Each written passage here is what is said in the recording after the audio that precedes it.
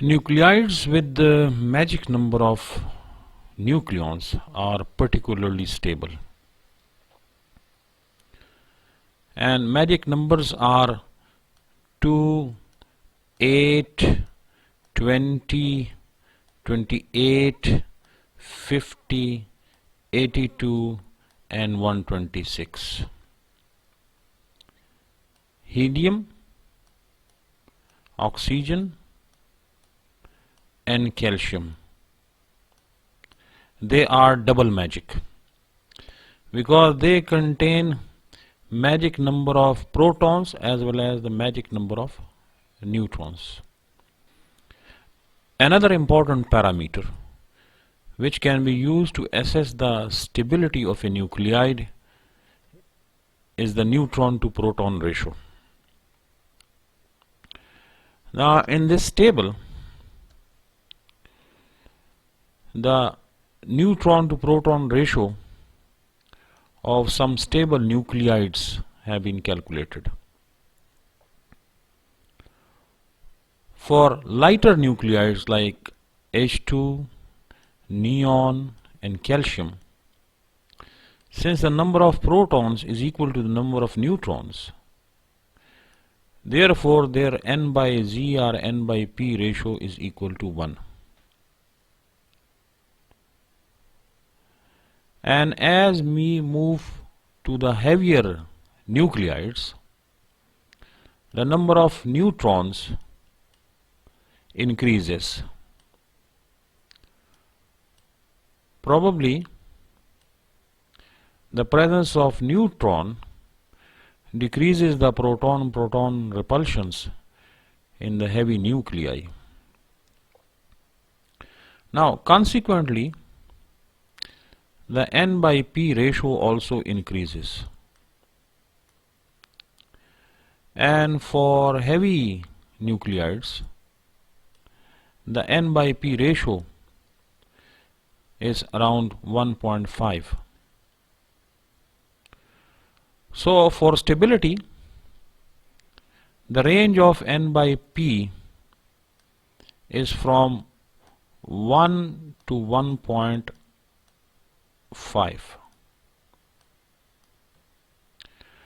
Now there are two nuclides which has neutron to proton ratio less than 1,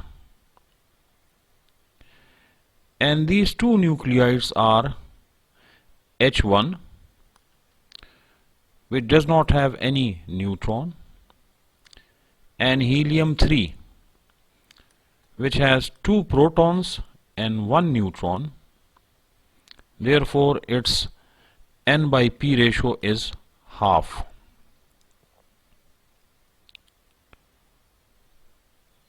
The heaviest element which has the stable nuclide is lead,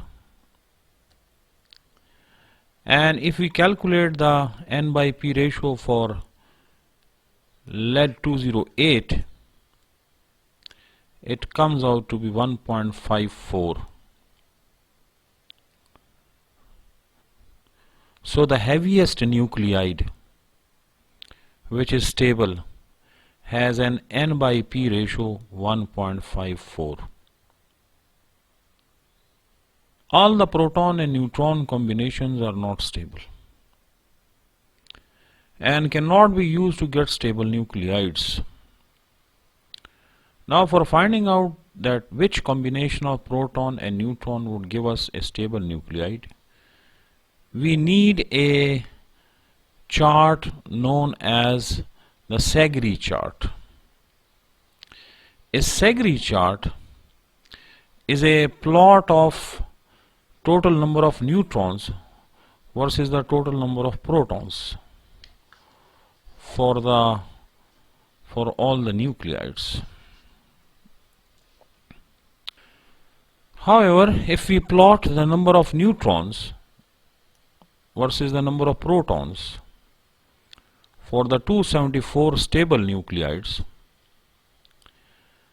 then hydrogen gets 2 positions on this graph because it has two stable nuclides H1 and H2. Helium gets 1 position,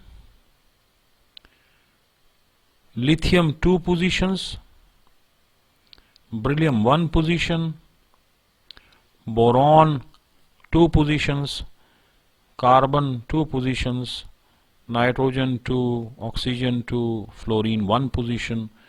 Neon has 3 stable nuclides, so it gets 3 positions, and in the Segre chart these 3 nuclides are denoted by 3 dots. Sodium gets 1 position, and magnesium 3 positions, aluminium 1 position, and silicon 3 positions, phosphorus 1 position.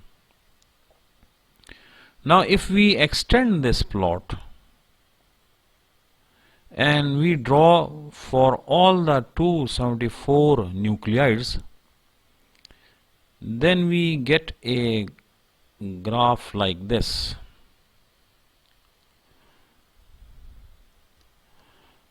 Now this portion will contain all the stable nuclides,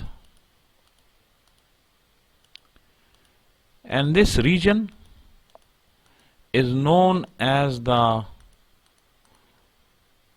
band of stability, belt of stability, or zone of stability. Now in this plot, the lighter nuclides from atomic number 1 to atomic number 20, their N by P ratio is equal to 1. For medium sized nuclides, the N by Z ratio is around 1.3, and for the heavy nuclides the ratio is close to 1.5. Now if an element is present below the zone of stability, then it will undergo transmutation and will try to reach a position inside the zone of stability. Similarly, if a nuclide is present above the zone of stability, again it will emit certain type of radiations and it will try to get into this belt of stability.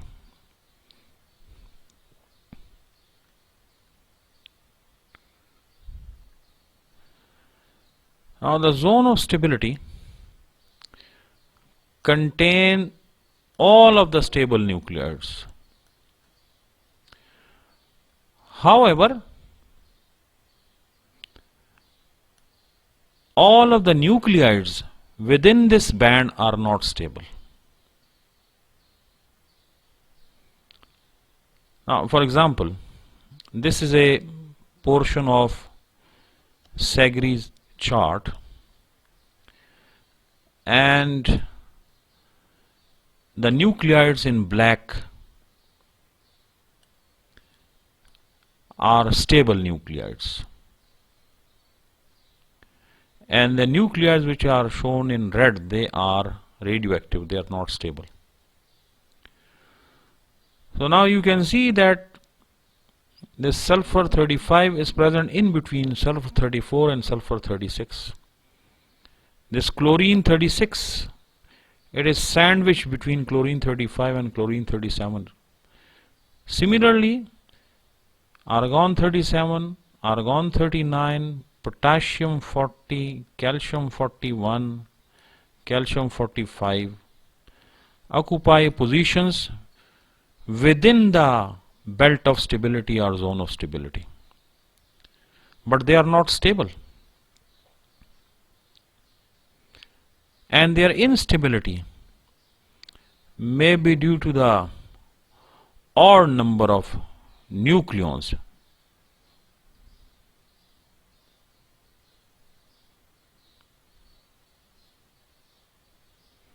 There are certain other examples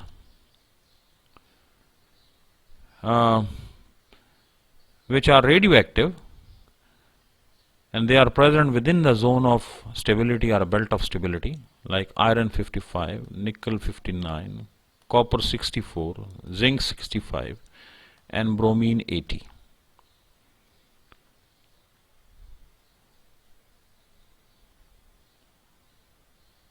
So presence of a nuclide within the zone of stability does not guarantee that it will always be non-radioactive.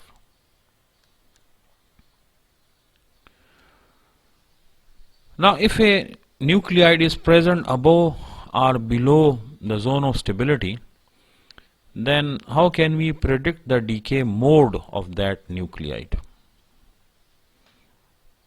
Now, first we have to evaluate the proton number of that nuclide.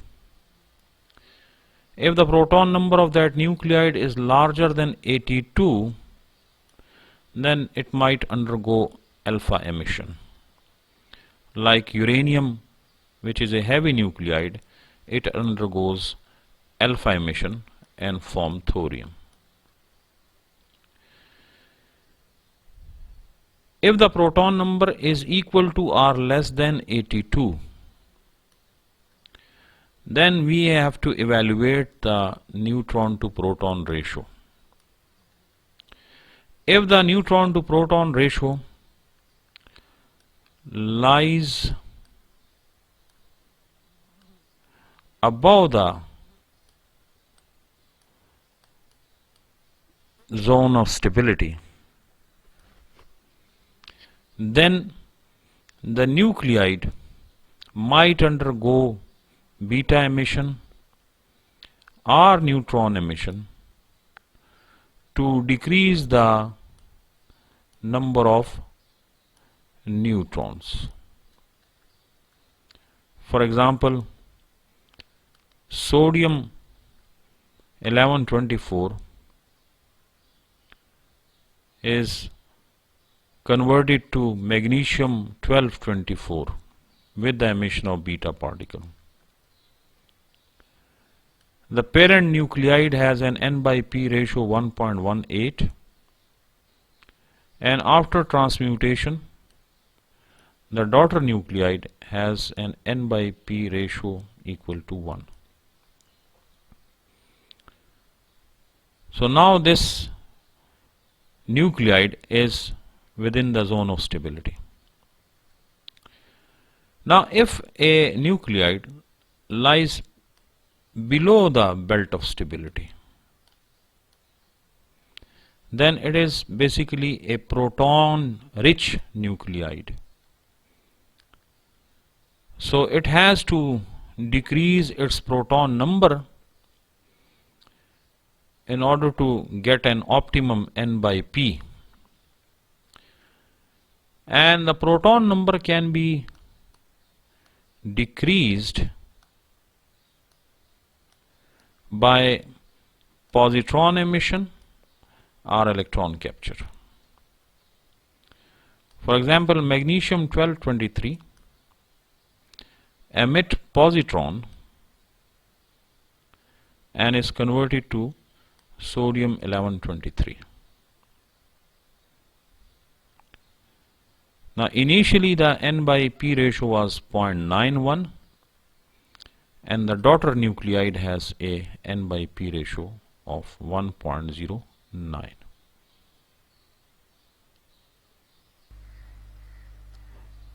Now we will try to predict the decay mode of carbon 14 and xenon 118.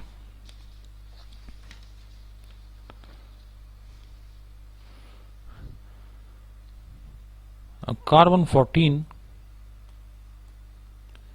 has 6 protons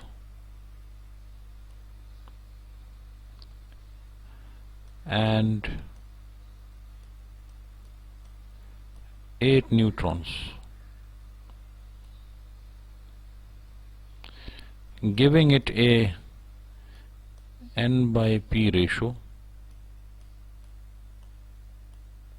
of 1.3. Now we know that for the lighter nuclides, the neutron to proton ratio should be equal to 1. So in order to decrease this ratio from 1.3 to 1,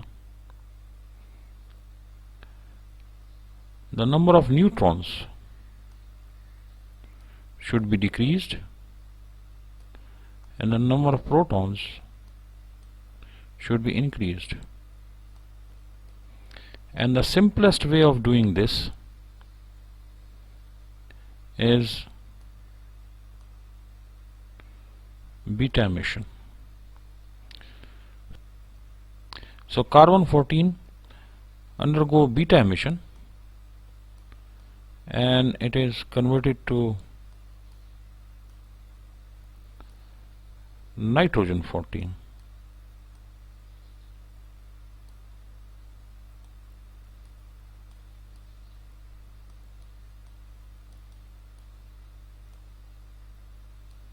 Which has an N by P ratio 1. Now in case of xenon, it has 54 protons and 64 neutrons, giving it a neutron to proton ratio of 1.2.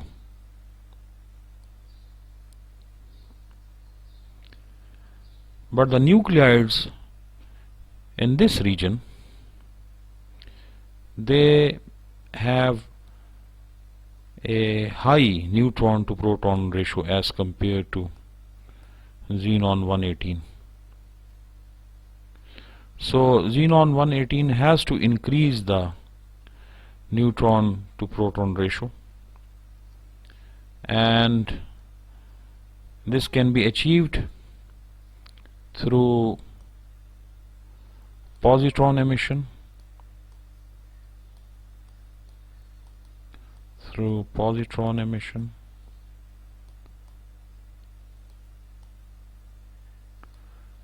or electron capture.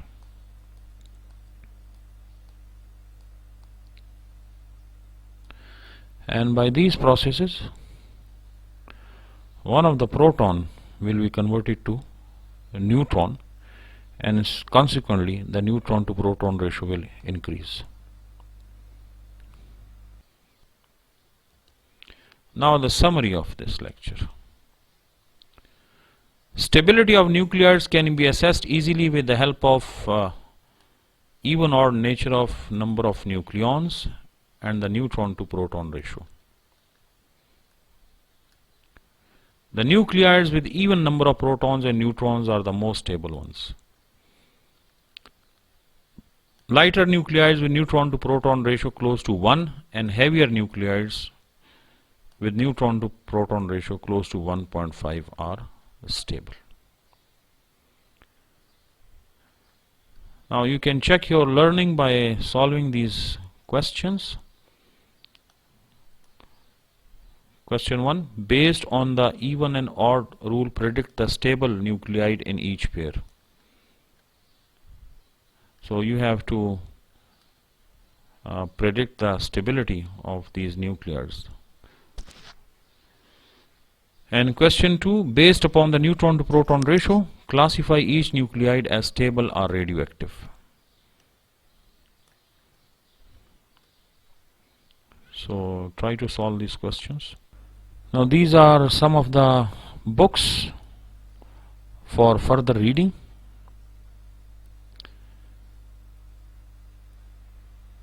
and thank you.